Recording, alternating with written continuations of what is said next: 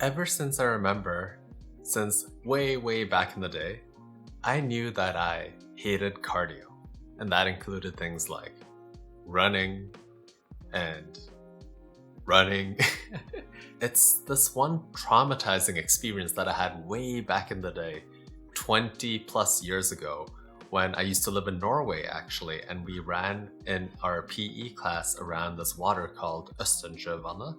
And I remember at the end of that run, where I would, of course, not run consistently, I would run, walk, and I felt like throwing up, I had a headache, my heartbeat or my pulse was just going crazy in my head, and I just knew that cardio and running just wasn't for me. Fast forward many years later, I find out that my body really isn't suited for running either, because I have something called beta thalassemia, which means my oxygen intake in my blood cells is smaller than normal, and that kind of pushed me away from cardio and activities that make my heartbeat go really fast. But recently, actually, I decided to challenge myself because I've been going through this arc in my life where I've been learning more about my body and understanding its limitations and how far I can really push it. In this video, I'm going to share my journey from how I went from I hate running to a 5K run at the Toronto Waterfront Marathon. It all began actually on January 28th, 2023. By doing this foot engagement, I felt that my body could now be pushed forwards and upwards with a spring to my step. This extra engagement of my toes made me have a totally different cadence and motion to my walk. I wonder how this action and thought will translate into a running motion. So at this time, I was really into walking and just exploring my surroundings and kind of like flaneuring around the city. And what I realized was that my walking form was improving over time, and I was being more aware of what I needed to do to walk better. And that kind of planted the seed of, hey, if I can improve my walking, why not just translate that into improving my running? Maybe that is something that I want to work on. The running shoes I got were on sale, which was great since they ended up costing $100 after tax. The normal price of these bad boys are $180 pre-tax, so I really lucked out finding such a bargain in the mech clearance section. The shoes were on sale, which was awesome. On March 26th, I did my first run. And this was actually a very controlled run. So I decided to run at a friend's gym where they had a treadmill, and that was something that I just wanted to try and explore before even running outside on the streets. So in this journal, I just document the pains that I had after running. First it was knee pains, then left side of torso, liver, then lower abdomen area. After running, I realized that I'm still not a fan of running, but it has been super interesting to see my own running form. One thing I realized is that my arms are very robotic. So here we have the footage of me running, and I did a mini slow-mo of that. And I could tell that it just looked so strict in its running form. I was struggling a lot, and I would stop a lot, and my form was just really bad. I didn't really notice how many bad things that I was doing at the time, but now I'm way more aware, and I'll go through a lot of those aspects that I've improved on from this state to running the 5K. Another thing that happened was that in my friend group, we have this chat where everyone just posts things that they want to do, and someone mentioned that they wanted to join this Toronto Waterfront Marathon. And at this point, I hadn't really told a lot of people about my running journey so far, so this was just a happy coincidence. Today I woke up before the lights turned on, which was around 5:50 a.m. I wasn't really thinking about going for a run, but then since I felt so good in the moment, I decided to go for a run. I was out of the house by 6:15 and the run had begun. I ended up running down to the windmill, walked a bit, and soaked up the scenery, then ran back again. During this run, I realized a few things. In the first half, I kept running and walking from exhaustion. It was because I was running too fast, making me tired, which forced me to walk. The biggest limiting factor was my breath work. I was not getting enough oxygen in my body in relation to the amount of work my body was doing. When I was running back for the latter part, I slowed down my pace and made sure that the pace matched my breathing pattern. So for one whole inhale, I would see my right foot step forwards twice. I think that if I want to increase my pace, my breathing intervals also need to increase, or I need to somehow figure out how to get more oxygen into my body somehow. So here's my Strava data for that first run. And I really want to highlight this first part of the run where I'm running extremely fast and then I'm crashing right away. And I'm doing this for a couple of times and then I realize, oh, I need to just slow down my pace and not crash. So that's what I do in this middle part, and I just run a bit more consistently for a longer period without actually stopping. My breathing was extremely important to running. Being able to not only inhale, but exhale and get enough oxygen in my system for my muscles to continuously run. Breathing rhythm shouldn't be equal. I initially started doing 2-2 according to my pace, but then doing research, it seems like having an asymmetrical ratio and focusing more on the inhale is key, and it makes sense. So 3-2 or 2-1 would be what I should strive towards. 3-2 when I'm beginning, 2-1 when I need more oxygen. I should be breathing in for a bigger interval, and I should be exhaling out in a smaller interval. And I should also change this interval as I'm getting more tired. So as my body needs more oxygen, I need to increase that pace and not just breathe,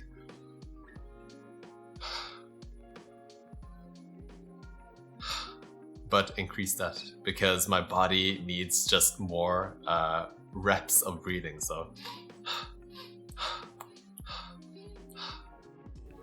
start off fully nose breathing. Then, when I feel slightly tired, begin exhaling with my mouth. Then, when I am desperate, inhale and exhale with my mouth. It is a spectrum of breathing that I need to work on.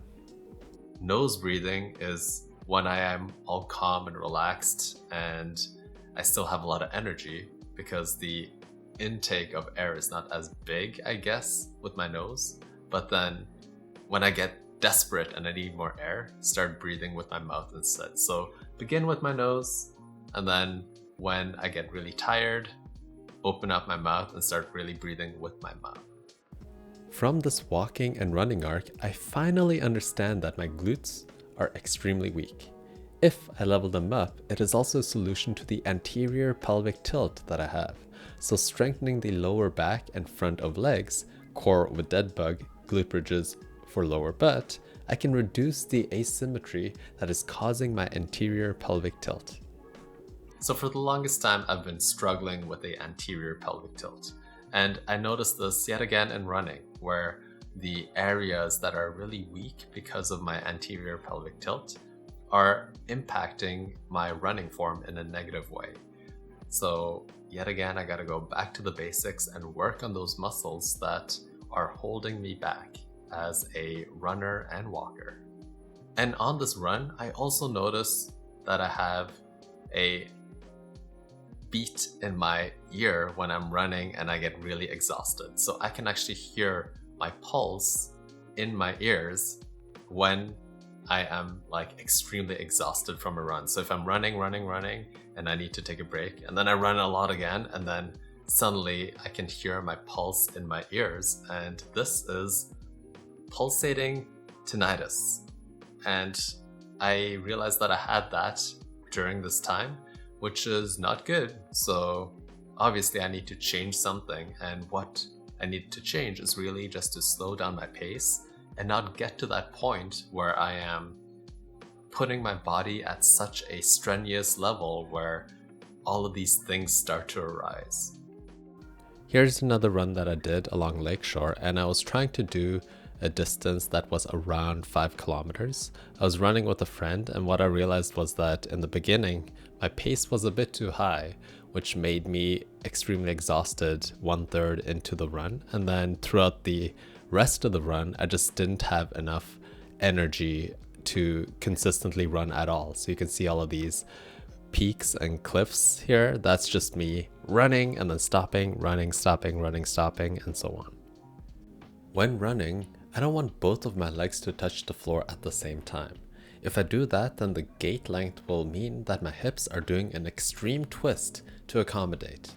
Instead, I want to have my back leg be in the air as I push off it and make the jump. Then I want to bend the back knee and bring the knee up to my chest, following by straightening the leg. By having a shorter stride, my hips don't need to twist as much, making me unbalanced. And I'm also realizing that by having my kicking off leg do a knee bend and having my foot reach my butt will create this cadence of like a circular motion that then causes me to have a better running form. Because before I was pretty mechanical. I wouldn't really embrace the motion of the back leg pushing off and then having the swing going on. But what I realized here is that I need to focus and really understand the swing to get a better running form. If I don't twist my torso and swing the opposite arm forwards to counterbalance the landing leg, my hips don't face straight anymore. This means that the weight of my body is shifted to the outer side of the strike foot, which leads to an imbalance. To counteract this, twist my torso and swing the opposite arm forwards. The swing of my arm and kind of like my whole torso is just there to create a more balanced weight distribution on the foot that I'm landing on. And without it, my hips are actually pointing in all different directions whenever I'm running. Instead, it should be aimed forwards as I am running, and I can achieve that by swinging not only my arms, but twisting my hips towards the foot that I am striking with. And a strike foot is just the foot that you are running with that is ahead of the other foot that hits the ground. When running, and maybe walking, take smaller strides so that the hips don't twist too much. This means that the upper body needs to swing less to compensate for the twisting of the lower body. The angle that my hips are pointing, so for a greater angle, I need to take a larger stride. But that's not really what I want to achieve.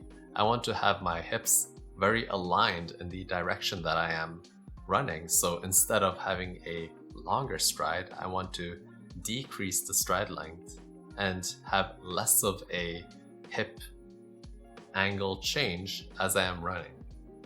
Running slowly in place makes me focus on the alignment of the running form, making me see that I'm collapsing into my hips. So tighten up the form and make my hips twist and tilt as little as possible by engaging the muscles to keep a balanced form. As I am running, I'm actually leaning into my hips and not really engaging the area around my hips. So this is how it looks like, where I am kind of like leaning into my hip, and this is when it is engaged. And I gotta say here that at this time, I'm actually practicing a lot of the running form that I'm doing in my living room. So I'm just slowly understanding how my body works before going outside running. I just want to really understand how my body moves and what things I need to focus on when I am going for my run the next time. With my current running form, I'm looking down since I need to bring my center of gravity forwards to compensate for my long strides. Let's try to shorten the stride and run taller.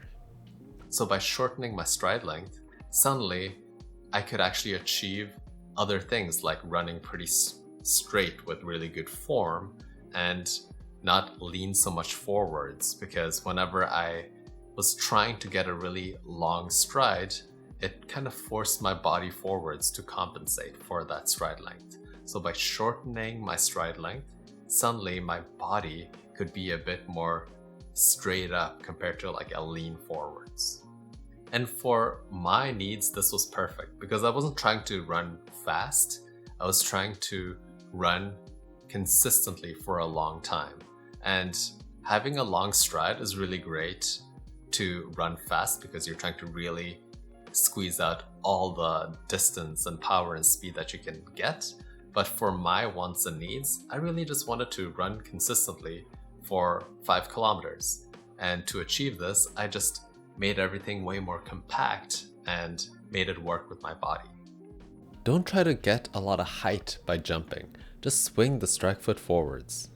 Instead of trying to get a lot of jumpy motion with my run, I need to try to keep it very compact and lean and minimize impact, because I realized that as I was getting more and more height, it was actually getting more tiring to run because of that impact that I was getting on my foot that I was landing on. Don't cross the center line with my arm swings. Instead, swing them back and forths, not side to side. So when I was starting to run, I kind of had this like sideways running motion with my arms. But what I realized was that I needed to keep it more compact and kind of like run in this kind of like really motion instead versus like this diagonally swingy motion. Practicing facing a mirror is a game changer, where I really get to see my lean of the hips and the excessive arm swings.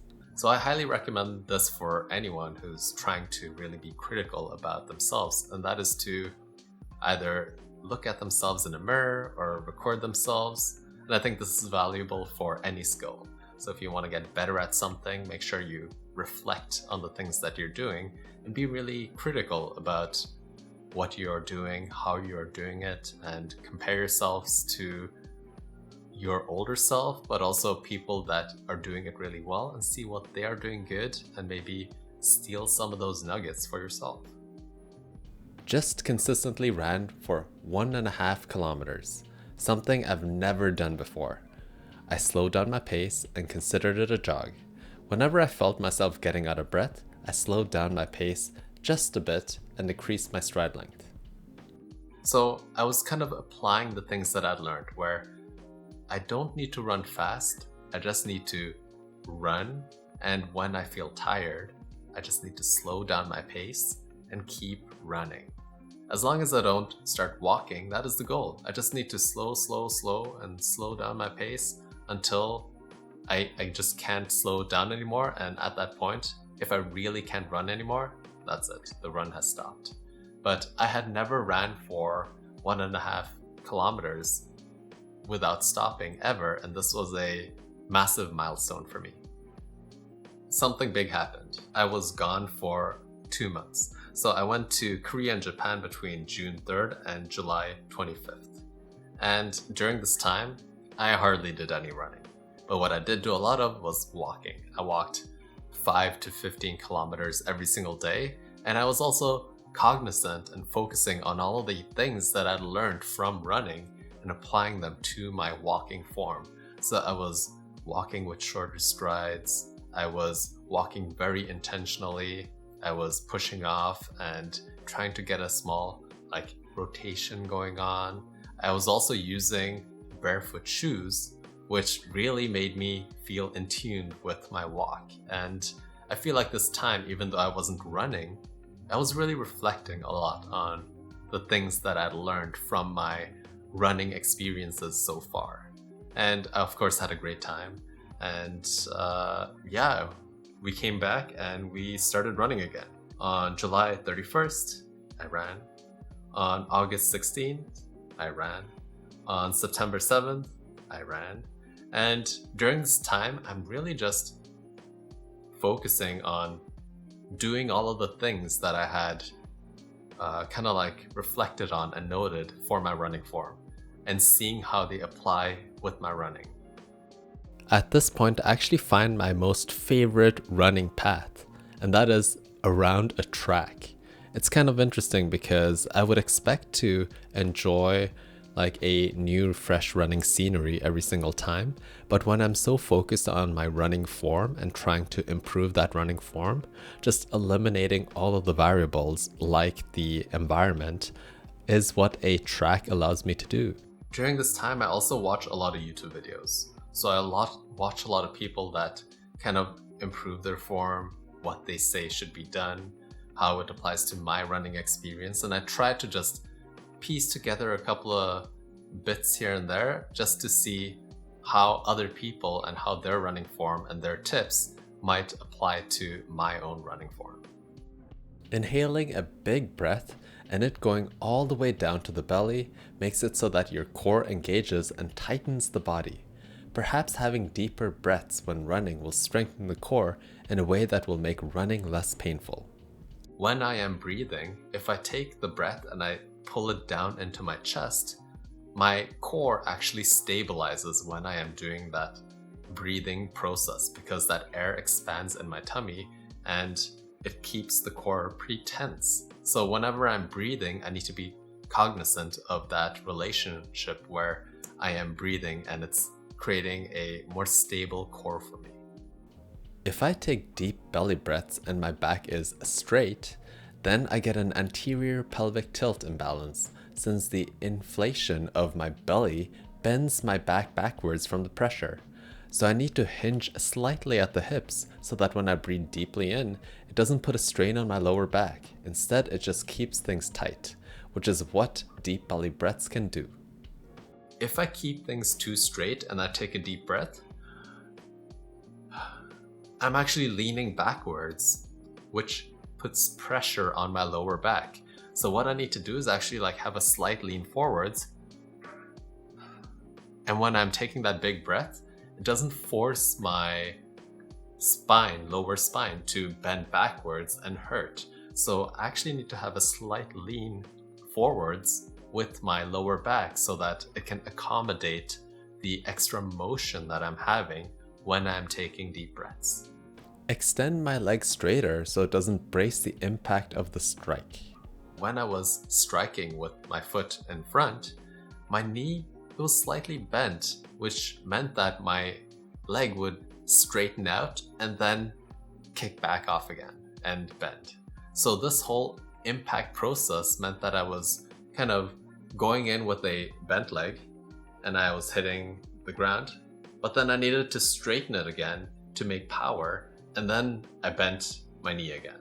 So this knee process where I was having it bent and then straighten it and then bent it again, I could remove that first part where my knee was bent. So by straightening out my knee just a bit, when I was striking with my foot, suddenly I just kept a straight leg when I hit the strike and then I just bent off, removing that whole initial process where I needed to brace the impact with my knees. And this solved a huge issue where I was getting knee problems and pains over time as I was running. And it was a big game changer for me where I realized that, yeah, even though you shouldn't be straightening your leg out fully when striking, it should still be pretty straight when I am striking. Swing my back arm forward instead of focusing on the front arm backwards. This one sounds kind of weird, but what it says is that instead of focusing on taking my arms, this arm swing, I was always focused on taking my front arm and swinging it backwards. But instead, what I need to do is I need to take my back arm and I need to focus on swinging it forwards. So it has this forward momentum instead of me tossing this backwards with huge force. I need to actually take this back arm and I need to swing it forwards for a forward momentum. Open up the stance and do more of a duck run. So this sounds kind of bad, but it made a lot of sense for me where I was always hyper focused on having my toes pointing forwards. And what I realized is that it's okay to have a slight pointing outwards of toes when I'm running. I don't need to always have it perfectly aligned with pointing forwards and just imagining Donald Duck walking. Of course, that is the extreme, but we want to at least have a more natural point of our toes, and it's okay to point a bit outwards when I am hitting with that strike foot. When in pain somewhere, mitigate it with running form. Running needs to constantly evolve as I am running, so the form needs to change, and the form changes according to what body parts need rest. So when I am running and let's say I'm having a pain in my lower back, something that I can do is I can actually change my form by leaning a bit forwards to alleviate that pain that is in my lower back. And by doing this, suddenly I need to engage other muscles to maintain that form. But the huge positive here is that my lower back, it gets to rest and it gets to recover a bit so that I can continue running for a longer time. So I experiment with a lot of different things, and in Canada, cannabis is legal, and this is what I try. I try running under the influence. So running with weed doesn't really help. It just makes me think of all the bodily feelings more, and I was much more aware of my ears and the tinnitus that was about to occur, which would probably not be the case if I wasn't high. So I noticed when I was running while high that I was just so aware of my own body to a fault where I would feel all these pains and it would make me want to not run for such a long time. So instead of kind of numbing the pain, I would be just hyper aware of my bodily issues, and that would make me want to stop. So maybe I can of course try a different strain and all that jazz, but I just realized at that point, let's not combine cannabis and running. Let's just run. And then the 5K marathon day. This is my entry post running. So I just ran my 5K and it wasn't as bad as I had initially thought it would be. Yes, I was tired, and yes, there were times when I felt really fatigued, but I just kept moving one leg in front of the other and kept running. The big thing for me that really helped improve my pace was not to check the Strava app all the time and just focus on the run. Something to consider was my clothes. I probably would want something slightly warmer for next time, and perhaps some gloves too. I hardly broke a sweat and felt that if I'd broken a sweat, I would be super cold and chilly throughout the race. So I made it. I ran 5K consistently, and to be honest, I wasn't even that tired by the end of it. I felt like I had maintained my energy in such a way that I could consistently run for maybe a couple more kilometers without breaking a real sweat. And at the end of it, I wasn't really sweating either. I was just cool and calm as a cucumber. And here's some shots of me during that run, and also a small video that my buddies took.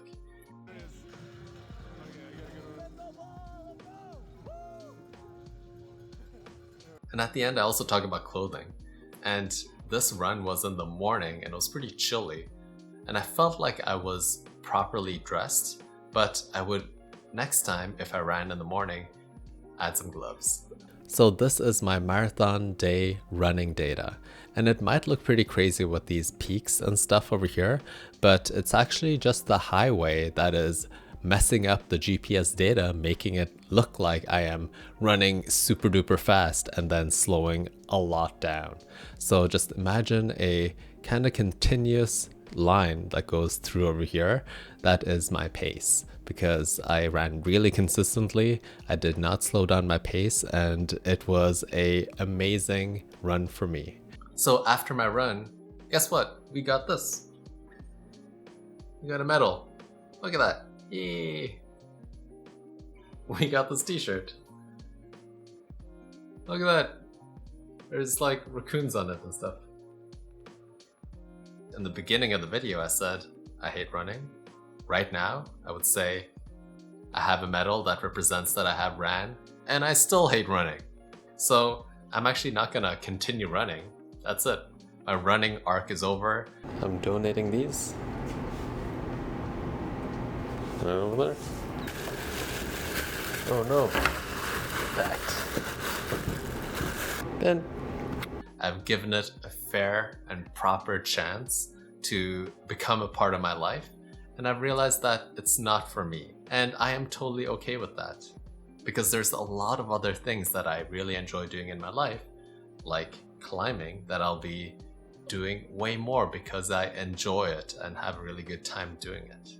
So if you like content like this, then guess what? Make sure to subscribe, because I'm gonna have more videos talking about in-depth journeys into a hobby or thing or craft, and it's gonna be really awesome.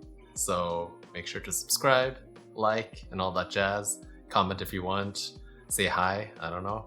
And that's it for this video. I'll see you later. Take care.